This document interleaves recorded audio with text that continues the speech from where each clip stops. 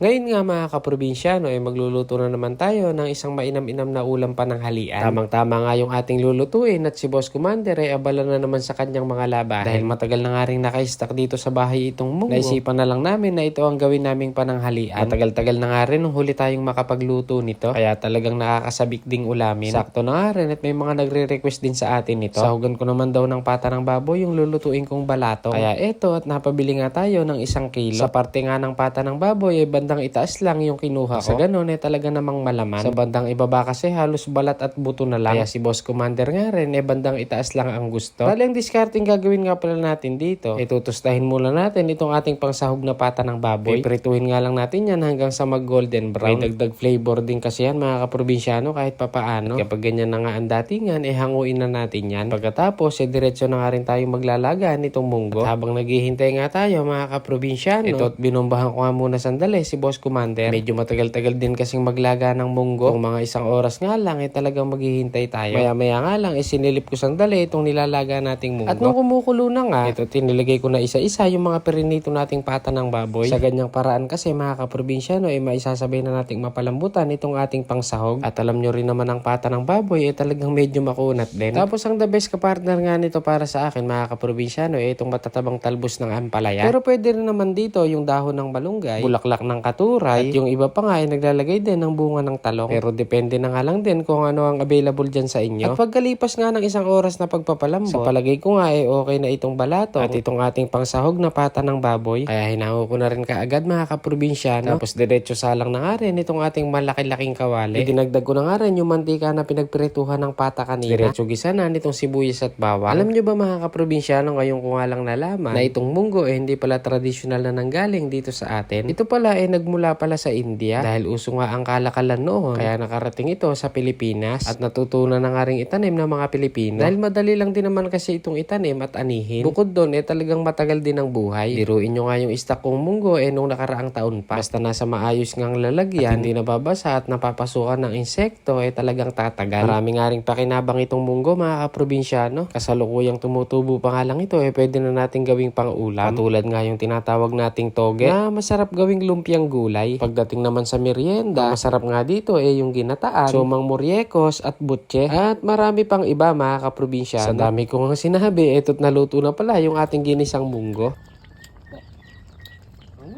Ayos na. Solid.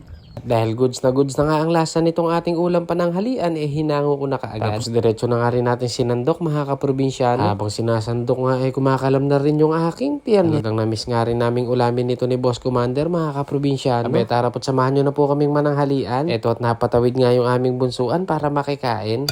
Kain na po tayo mga kaprobinsyano with pampaganang sausawan. Lagyan natin itong ating sahog na pata. Kukutsara.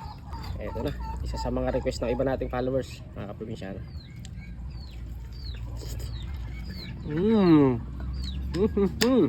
Naku naman.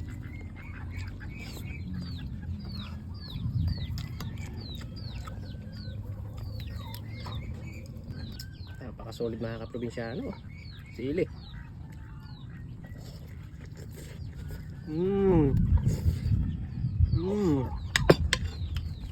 Lambot. Lambot?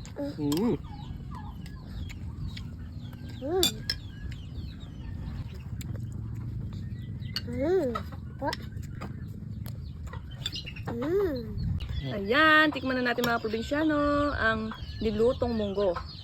Masarap-sarap na pananghalian to Tapos meron pang talbos ng ampalaya. Napaka-inam. Ayun po.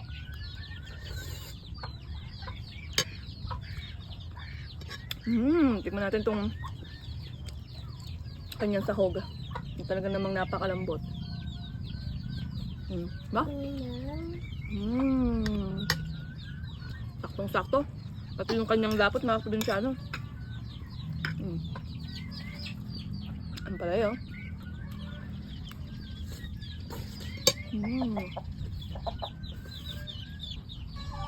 Sulit ang pagod mga kaprobinsyano. Goods na goods.